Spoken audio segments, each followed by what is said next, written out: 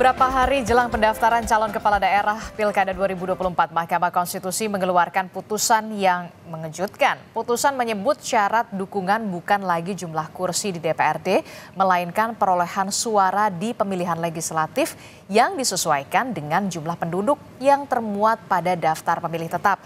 Lalu akankah putusan ini akan mengubah peta koalisi? Dan jika berkaca pada Pilkada Jakarta, akankah muncul calon alternatif lain? Sudah bersama kita hadir melalui sambungan Zoom sejumlah narasumber. Ada Direktur Eksekutif Lembaga Survei Indonesia, Mas Jayadi Hanan. Selamat pagi, Assalamualaikum Mas Jayadi. Selamat pagi, waalaikumsalam Adisti. Ya, kemudian juga nanti akan bergabung menyusul, kemudian ada Wakil Ketua Umum Partai Golkar, Bung Ahmad Doli Kurnia, yang kita masih akan tunggu kehadirannya, bersama dengan politisi PDI Perjuangan, sudah ada Mas Seno Bagaskoro. Mas Seno, selamat pagi Mas Seno. Pagi Mbak Adisti. Oke. Pak Jayadi, selamat pagi. Oke. Mas Seno. Nanti kita juga akan kedatangan ini ya, Wakil Ketua Umum Partai Golkar, Bung Ahmad Doli Kurnia, akan menyusul bergabung nanti kemudian begitu ya Mas Seno dan juga Mas Jayadi ya. Tapi begini, saya ke Mas Seno dulu. Mas Seno, ini kan putusan MK begitu mengejutkan di detik-detik terakhir begitu ya, pendaftaran Pilkada. Tentu menjadi angin segar bagi PDI Perjuangan untuk bisa ikut berkontribusi dan juga memajukan calonnya sebagai calon gubernur Jakarta. Nah, tapi kemudian ada kabar nih, pagi ini jam 10 Badan Legislasi DPR akan rapat untuk membahas putusan MK ini. Saya mau tahu dulu, langkah PDI Perjuangan dengan adanya rapat balik DPR ini nanti jam 10 ini seperti apa?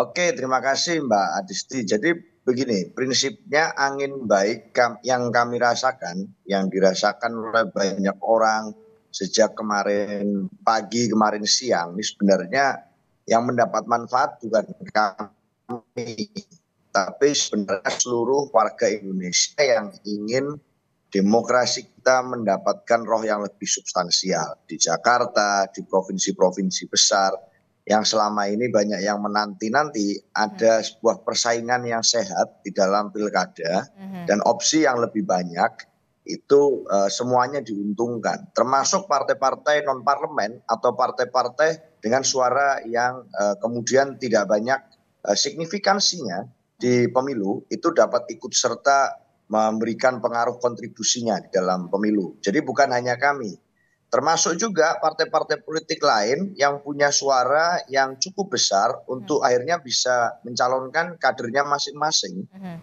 Setidaknya kalau di Jakarta di atas suara 7,5%, sehingga mereka semua bisa melakukan proses kaderisasi dan regenerasi kader dengan baik. Karena artinya di Jakarta saja setidaknya ada lebih dari 7 paslon yang bisa maju. Kalau masing-masing partai politik itu mengajukan namanya sendiri yang suaranya di atas 7,5%. Jadi ini hal yang baik sebenarnya.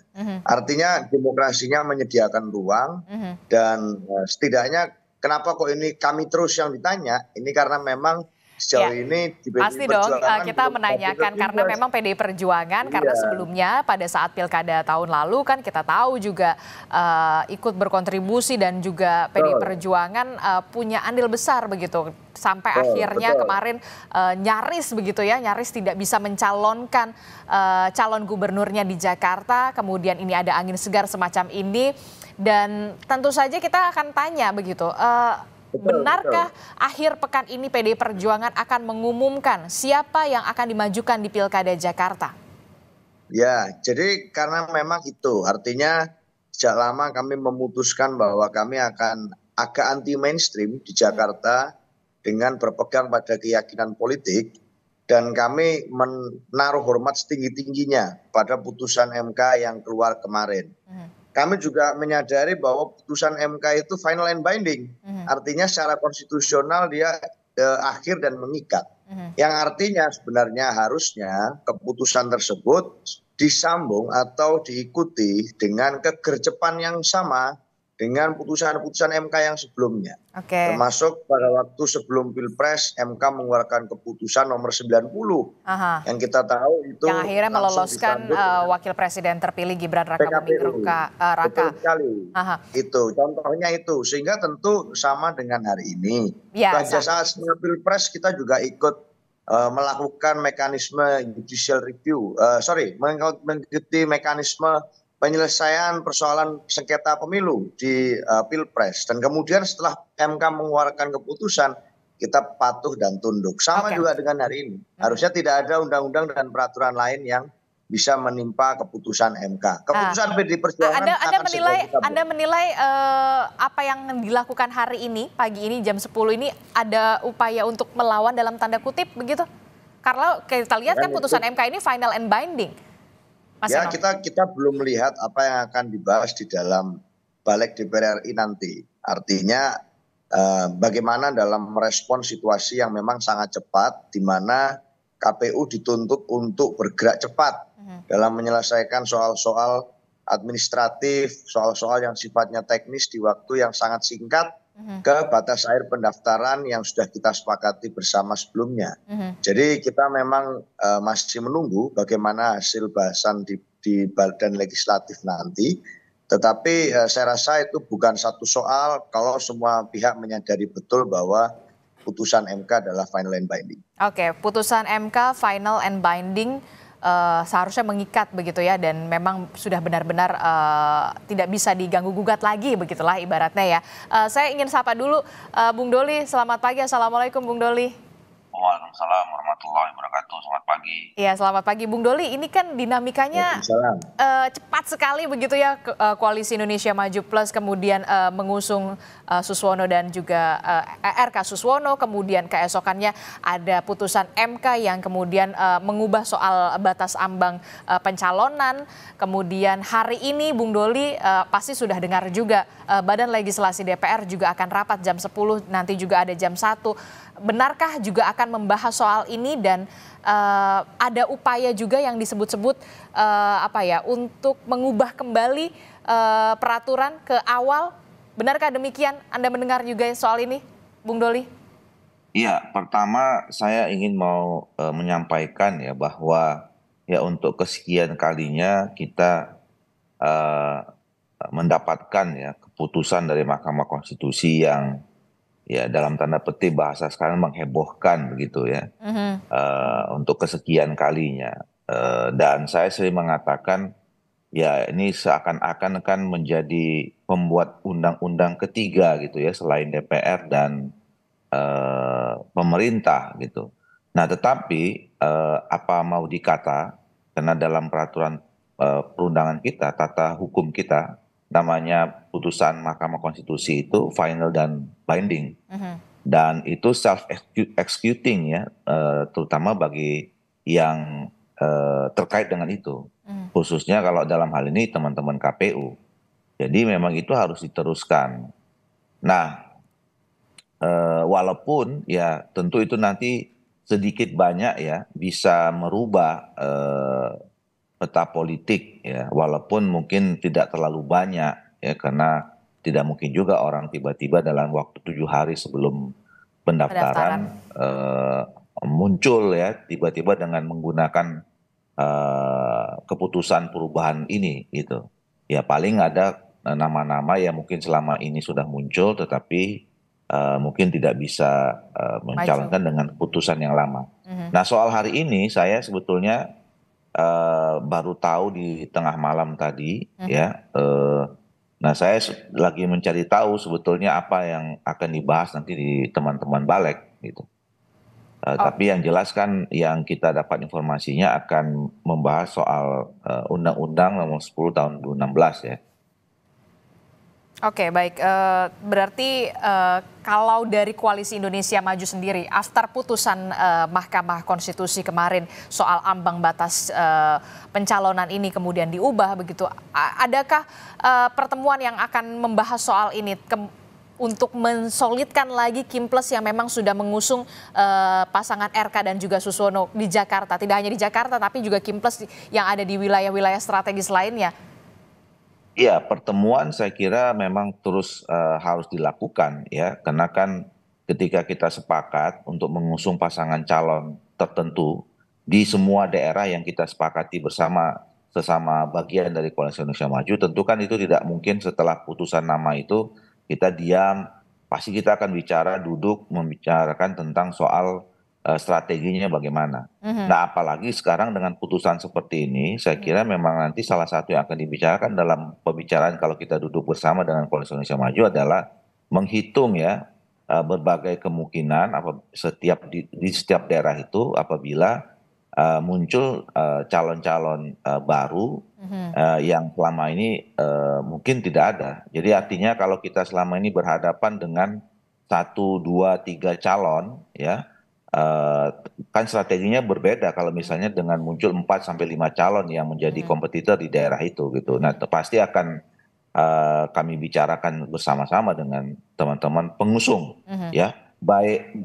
Bukan hanya dengan Koalisi Indonesia Maju tetapi juga dengan partai-partai politik yang tergabung ya mengusung kader atau pasangan yang kami usung selama Oke, ini itu gitu. kan di daerah-daerah ya. Kemudian ada hitung ulang, ibaratnya mengkalkulasi lagi apa ya, peluang-peluang calon-calon yang mungkin maju, termasuk juga di Jakarta begitu ya. Kim Plus ini merasa kerepotan nggak? Ridho ini merasa kerepotan tidak ketika after putusan MK ini dengan adanya nanti munculnya ada calon yang begitu potensial?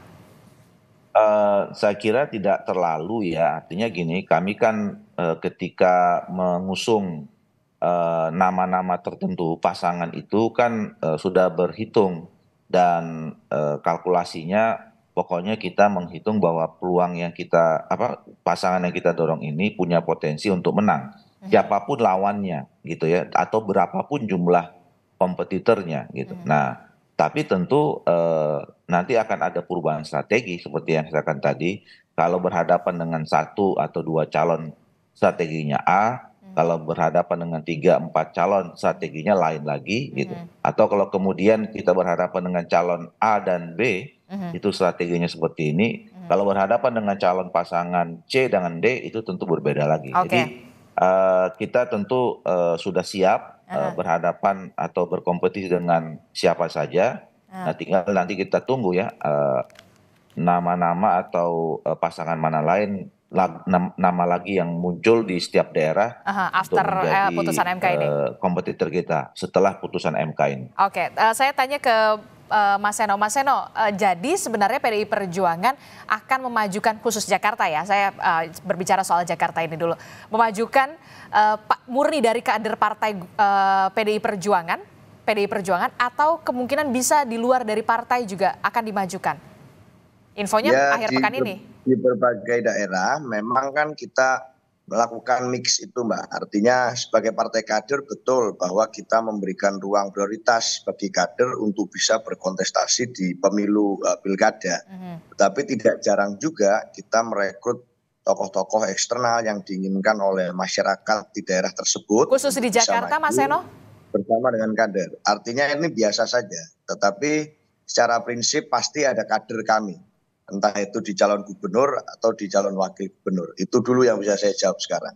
Oke, jadi yang bisa Anda jawab setidaknya berarti untuk di Jakarta, kalau nggak cagupnya, cawagupnya minimal harus ada dari PDI Perjuangan ya? Ya, itu bisa kami pastikan. Oke, Per itu hari artinya ini. tidak menutup kemungkinan di luar dari kader PDI Perjuangan bisa menjadi cagup ataupun cawagup. Di Jakarta Ya, juga bisa? sangat bisa. Dan itu kan sudah banyak disuarakan oleh banyak masyarakat di akar rumput, poster-poster yang beredar macam-macam, duet-duetnya dibuat oleh masyarakat dari bawah, Oke, sehingga hingga hari ini kami masih oke. menajamkan opsi-opsi itu. Oke, Mas Jayadi gimana nih Mas Jayadi? Kalau kata Mas Seno mengatakan ya nggak apa-apa kalau dari di luar dari eksternal, yang penting ada cagup atau cawagupnya ini ada dari PDI Perjuangan. Anda melihat kalau dari hitung-hitungan politik yang paling rasional untuk PDI Perjuangan ini sebenarnya seperti apa after putusan MK ini Di Jakarta. di Jakarta? Ya, sebelum ke Jakarta, saya ingin komen sedikit aja bahwa keputusan MK itu sebetulnya menguntungkan semua pihak ya sebetulnya. Mhm. Eh, Termasuk partai politik. Pertama, partai politik yang ingin berkoalisi tetap terwadahi dengan keputusan itu. Yang kedua, partai-partai politik yang punya kader dan mau maju sendiri sepanjang syarat untuk memajukan juga tidak terlalu berat kan gitu. Jadi itu sebetulnya secara politik win-win solution kepada semua pihak. Sehingga harusnya secara politik pun itu disambut dengan baik gitu. Selain secara hukum, secara ketatanegaraan, ya kita harus ikut pakem yang selama ini sudah kita sepakati secara undang-undang bahwa keputusan MK itu final and binding. Seperti juga keputusan MK yang lain yang kita tidak setuju tetap kita laksanakan kan kemarin. Nah, soal Jakarta saya kira yang pasti kalau berdasarkan hasil-hasil jajak pendapat atau survei, PDI Perjuangan bisa memajukan kalau dari kadernya sendiri untuk gubernur ada nama Ahok ya. Tapi kalau PDI Perjuangan hanya mengajukan dari kadernya sendiri sebagai cagup, itu berarti PDIP hanya akan mengutamakan kekuatan partainya sendiri dan kader-kadernya sendiri. Kalau kita hitung dari sisi itu berarti kemungkinan PDIP untuk menang itu menjadi menurut saya lebih kecil. Kalau Ahok mengajukan gitu. Ya, kenapa? Karena kalau Ahok kan berarti hanya mengandalkan kekuatan Ahok dan kekuatan kader PDI. Oke. Nah, untuk berhadapan dengan Ridwan Kamil yang didukung oleh 12 partai dengan termasuk PKS, maka diperlukan gabungan kekuatan baik tokoh maupun antar partai. Nah, yang tersisa sekarang adalah ada tokoh Anies yang punya basis kuat di Jakarta, meskipun mungkin nanti agak tergerus suaranya karena PKS pindah ke ke KIM. Ya, tetapi kalau misalnya PDIP mengajukan Anies, maka basis-basis Anies yang selama ini masih ada bisa tetap diharapkan bergabung, sekaligus kekuatan PDIP sebagai partai itu bisa digabungkan. Jadi dengan begitu di atas kertas yang lebih mungkin membuat kompetisi berhadapan dengan Ridwan Kamil kompetitif, itu adalah kalau PDI Perjuangan mengajukan Anies ditambah dengan cawagupnya dari kadernya sendiri yang sering kita dengar kan nama Mas Hendi gitu. Oke, jadi kalau di atas kertas hitung-hitungannya begitu ya cukup berpeluang menjadi lawan yang sepadan dari Ridwan Kamil adalah bukan nama Ahok tapi kemudian nama Anies Baswedan baru cawagupnya PDI Perjuangan. Nah, bagaimana soal hitung-hitungan ini Mas Seno? Jangan dijawab dulu, tetaplah bersama kami di Sapa Indonesia Pagi. Usai jeda kita kembali.